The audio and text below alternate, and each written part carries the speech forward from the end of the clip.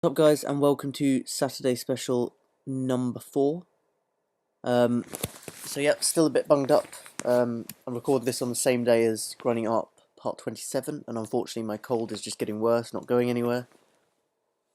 So I'm going to try and make this video quite short, but I wanted to do our usual kind of Saturday special type thing. So so yeah, excuse for all the sniffling and stuff. Gonna go for all hands. Gonna look at the biggest winning and losing pots of the week. Once this populates,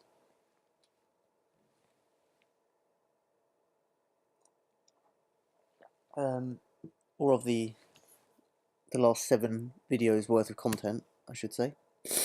Okay, so here we go. Let's start with the biggest wins.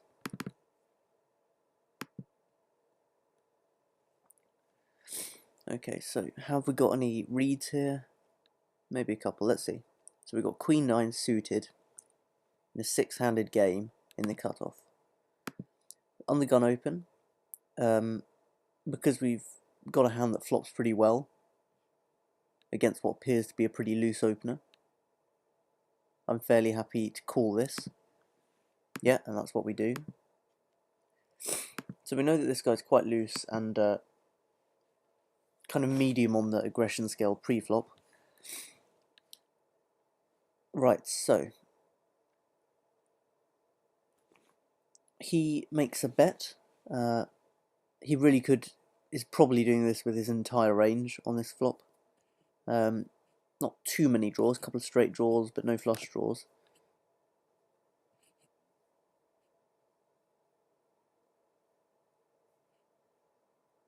So we have got ourselves a gutter and backdoor flush draw with an overcard. I mean, this is a bit of a loose call if we make it. Let's see if we do just make it.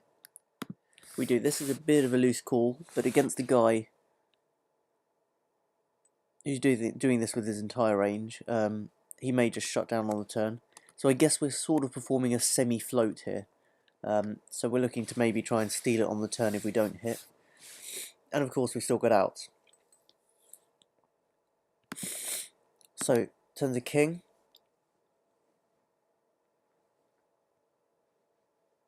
It's not really a great card for us.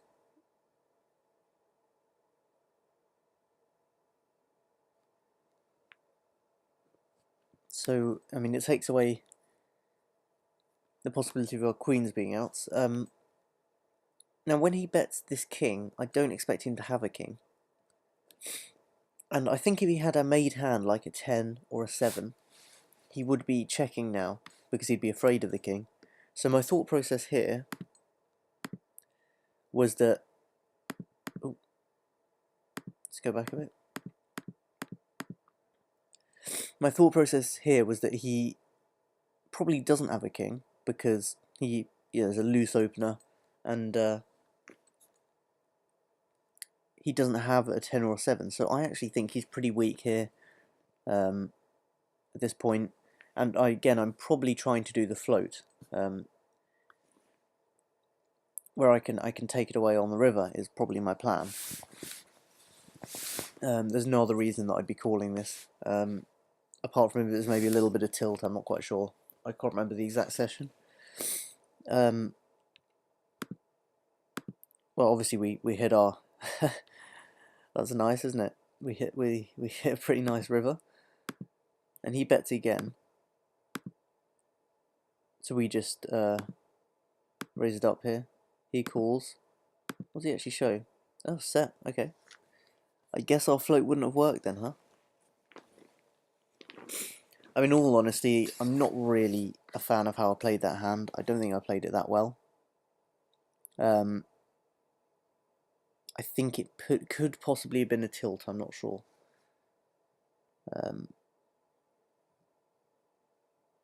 We'll see. But I'm not too happy with how I played that hand.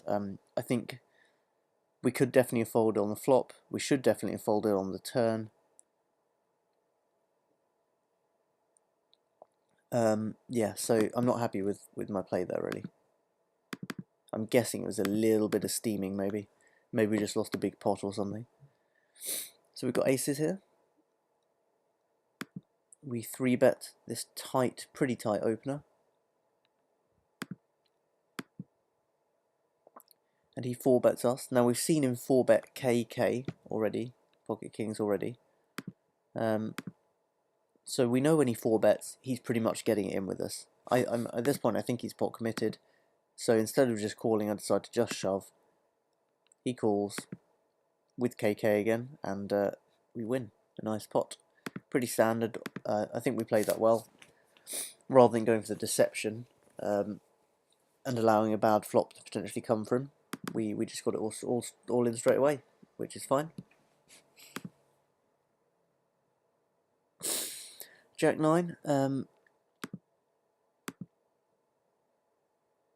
Right, okay, so what's happened here is what am I doing here? I appear to have limped under the gun. I can only think, this is not the kind of move I would usually do. I can only think that I'm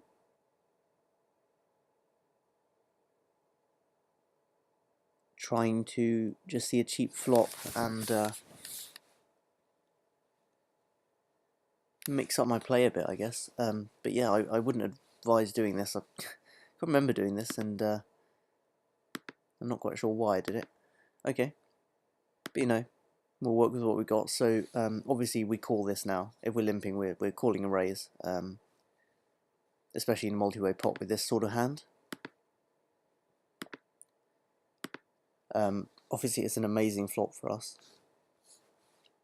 We've got top pair, flush draw. This guy bets, and it's a pretty big bet, and he's betting into 2 opponents. So I think he's probably got something here. Now I think putting in a raise here is by far the best play. If we brick the turn, then our equity in the hand massively decreases, and we won't feel good about getting it in then. But right now I feel good about getting stacks in. So he shoves, effectively, and we just put him all in. We hit on 9 to make 2 pair. He had aces. Pretty standard hand. And I think we played that well. I think that was fine. Got a little bit, tiny bit lucky to hit our hand there. We were a slight underdog, but only slight. Haven't really got any reads here, so we'll just get rid of this. Pocket 7s. We call the small blinds raise, fine. Hit our set. We check it back. I think this is because I remember this hand, I think I'd noticed this guy had already run a bluff at this table, and I was wondering if he was going to try and do that again. Now he bets near pot, so this looked pretty bluffy to me. I can't see what he has, but I sort of was putting him on a draw. With that big sizing, it didn't look like he was comfortable with being called. So I was thinking it's a bluff slash semi-bluff, and he's got like a draw of some sort. So we're going to make him pay for it, which is why we raised. He then raises again. So at this point I no longer think he's on a draw. And at this point my best bet here is that he's actually flopped a strong hand and has decided to check and play it in flow and then bet on the turn. So I'm hoping he's got like an ace king, ace queen, something like that, and we get it in. He shows up with a set of 6s. That's unfortunate, but yeah, I think we played it well, trying to get the money in quickly there. Okay, queen 9 suited in the cutoff. On the gun raiser. Hold on. That was the same hand, wasn't it? Where's the new hand? Oh, we've just kind of done it in funny order. That's me, you know, doing our thing. Sorry, I'm just like all over the place with this cold today. It's screwing me up completely. It's not going to be the most well-connected video, unfortunately, but just bear with me. It should be back to normal in a couple of days once this buggers off. Yeah, so this is the last one of the top 5. We've got ace king suited. I remember this hand. I think this was today.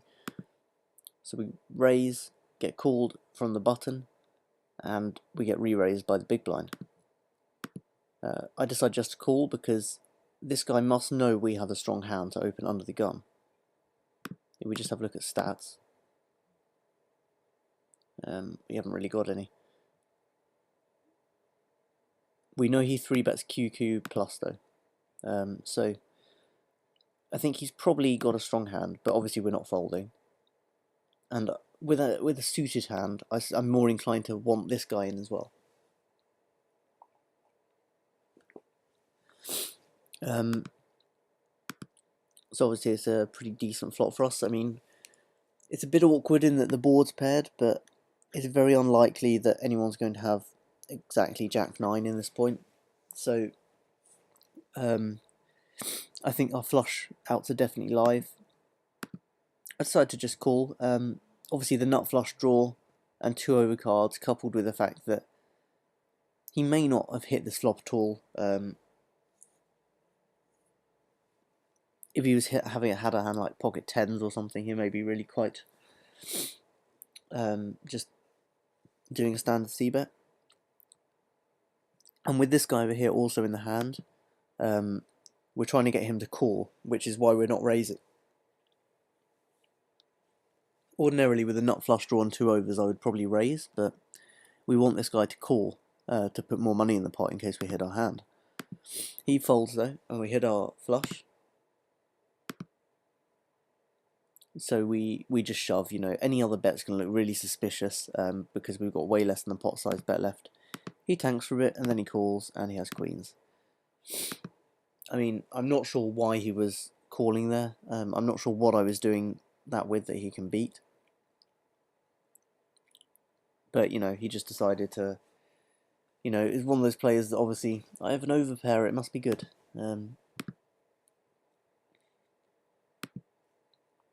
Okay. We're going to look at some hands which I lost now. I'm not particularly happy with some of the hands I just showed you, actually. Okay, so the button raises, and the short stack and small blind 3-bets. Now, I don't put either on massively strong ranges here because obviously a steal from the button, he can have a lot of hands, rubbish hands here. And this guy knows that he's stealing from the button, so he can also be 3-betting with a wider range here. And because he's short, he's going to stack off a lot more lightly than just jacks plus. You know, he's going to have a lot of aces in there, and a lot of worse hands than ours. So at this point, I just try to isolate him, get him to put his rest of his stack in. I feel like I'm ahead a lot here. He calls with ace-king, so I have to say I did actually get my money in good here. And I was sort of expecting him to have a hand like that. Unfortunately, he just turns the ace. And then dodges the flush out. Oh no, wait, he had the king. Okay. So, yeah. He takes that one down. We got a bit unlucky, but oh well. Okay. Pocket queens. There's a raise and a call. We decide to 3-bet this large to get it heads up, and because we're out of position, we want to get as much money in pre-flop as possible. That's the reason for making it 4x. Then he randomly does a massive, what looks like a pretty big shove, you know. Instead of 4-betting to something like 150, he just decides to go straight for the 4-bet jam. Now, to me, that looks a little weaker, because it looks like he's trying to grab some fold equity. And obviously queens is a very strong hand, so we call. He has aces. I don't think there's anything we can do about that. Cooler. Typical cooler there. So I don't think we played either of these hands badly so far.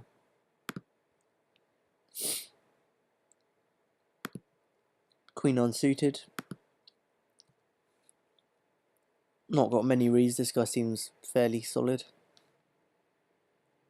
He calls raises from the blinds with pocket pairs, so I know that he's definitely got some pocket pairs in his range.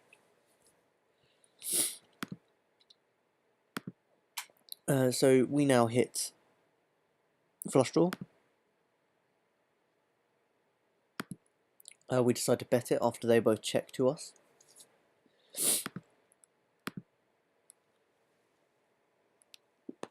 Whew, sorry, needed a sneeze.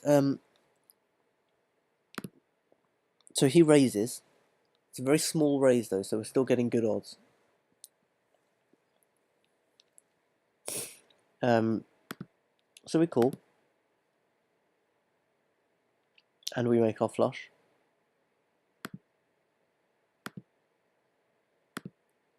And then we both check the turn. So now I'm definitely thinking I'm ahead.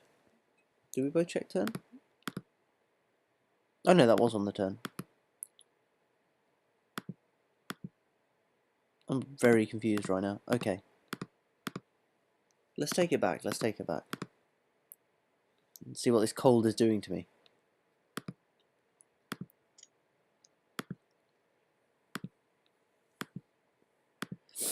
Okay, so the flop checks round.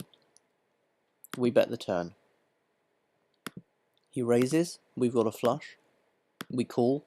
I probably don't raise here because he could easily be on a worse flush draw, and we want him to make his worst flush. And he could also, and we're also being cautious because obviously he could have a full house.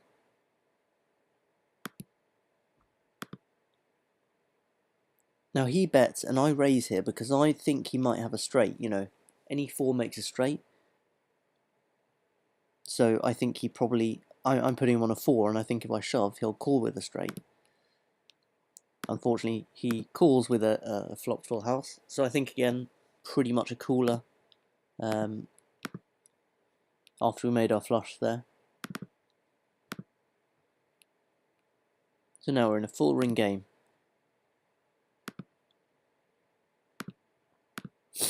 So it's an under the gun raise and a call. We've got queens, so we make it big. This guy 4-bets us after this guy calls. We just jam, because this guy's been really aggressive so far, really aggressive. As you can see, 167 hands, 18% 3-bet, 23-21, and we seem to 3-bet with pocket 5s. And you'll notice the 4-bet plus range with aces, that's this hand, because he has aces, and obviously we lose. So again, another massive cooler there. And if you notice, quite a lot of these hands that we've lost have been big coolers. It's not like I've played them badly, which I'm pretty happy with. We raise with kings on the button, get re-raised, 4-bet, get it in against pocket 9s. He makes it on us, so that's not a cooler, that's a bad beat.